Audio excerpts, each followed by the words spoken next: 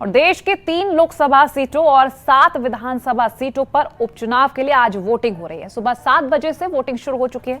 इन सभी सीटों पर जो वोटिंग हो रही है उसके नतीजे 26 जून को घोषित किए जाएंगे। आपको बता दें कि उत्तर प्रदेश में रामपुर और आजमगढ़, जबकि पंजाब में संगरूर लोकसभा सीट पर उपचुनाव हो रहा है। वहीं दिल्ली, झारखंड, आंध्र प्रदेश और त्रिपुरा की 7 विधानसभा सीटों पर उपचुनाव के लिए वोटिंग हो रही है। यूपी के रामपुर और आजमगढ़ लोकसभा सीट पर उपचुनाव की सारी तैयारियां पूरी कर ली गई हैं। वहीं कोविड-19 को ध्यान में रखते हुए मतदान स्थलों पर सारी व्यवस्थाएं की गई हैं। दोनों सीटों पर उपचुनाव में 34,45,000 वोटर्स वोट डालेंगे। रामपुर लोकसभा सीट से 6 उम्मीदवार, जबकि आजमगढ़ से 13 प्रत्याशी अपनी किस्मत आजमा रहे हैं। दोनों लोकसभा सीटों के लिए 4,234 मतदान केंद्र बनाए गए हैं।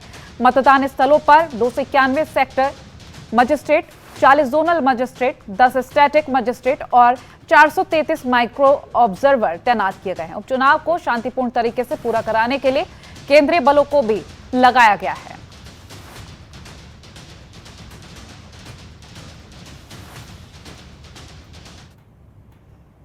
संवाददाता रामानुज भट्ट हमारे साथ लाइव जुड़ गए हैं, उनसे जानकारी लेंगे कि क्या अपडेट है। 7 बजे से वोटिंग शुरू हो चुकी है। रामानुज, अभी तक क्या तस्वीरें कह रही हैं?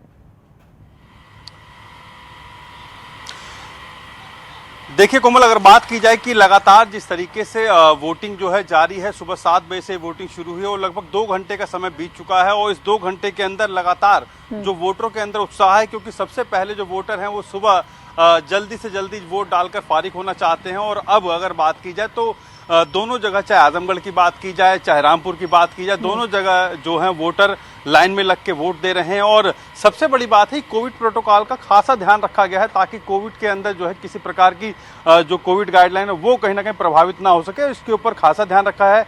केंद्रीय रिजर्व पुलिस बल लगी हुई हैं ताकि किसी प्रकार की कोई और घटना ना हो सके। और जो सेंसिटिव बूथ हैं उनको भी खासे तौर पर जो है ध्यान में रखा गया है ताकि किसी प्रकार का कोई उपद्रव, किसी प्रकार का कोई अन्य जो है शरारती तत्व वहां पर जो है ना आए। और इसके साथ साथ जो है लगातार वोटरों से भी जो है चुनाव आयोग ने अपील की थी कि लोग निकलें, घर से निकलें, भले ही उपचुनाव है लेकिन वोट करने जाएं। और ऐसे में जिला प्रशासन ने भी तैयारियां जो है चुस्त दुरुस्त कर ली थी। और आज सुबह 7 बजे से शाम के 6 बजे तक वोटिंग चलेगी। और रामपुर और आजमगढ़ दोनों सीटों पर जो है बाई इलेक्शन हो रहा है। जो दोनों सीटें समाजवादी का गढ़ मानी जाती हैं। भारतीय जनता पार्टी अलग दावे कर रही है, समाजवादी पार्टी अलग दावे कर रही है, लेकिन दावों का नतीजा जो है 26 तारीख को निकल कर आएगा कि आखिर 26 तारीख को किस तरीके के नतीजे रहे हैं, क्या कौन जो हावी हो पाया, क्या गढ़ टूट पाए, सारी चीजें 26 तारीख को तस्वीर साफ हो जाएगी। लेकिन अभी की अगर बात की जाए तो वोटर लगातार अपने घर से निकल रहे हैं और सुबह का समय है। और मौसम की अगर बात की जाए तो मौसम भी ज्यादा उमस भरा है, इसलिए सुबह सुबह वोटर अपने घर से निकलकर वोट कर रहे हैं।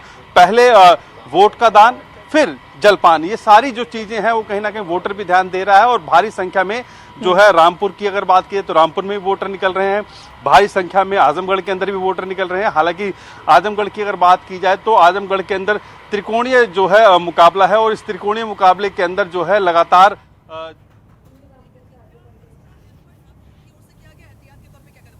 रामपुर बहुत अच्छा जनपद है। ये बाहर फैलाते हैं लोग, आप खुद देखिए ना, अपना ऑब्जर्वेशन आप दीजिए, आप पूरे दिन में करके फिर बताइएगा। बहुत ही अच्छा, बहुत अच्छे लोग हैं यहाँ पे, ऐसी कोई संवेदनशीलता यहाँ पे नहीं है। कुछ बाहर ऐसा भ्रम फैलाया जाता है।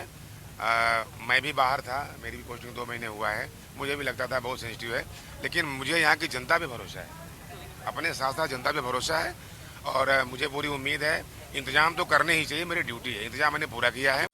खबरों के निष्पक्ष विश्लेषण के लिए सब्सक्राइब करें Jantantra TV and press the bell icon. Never miss any update.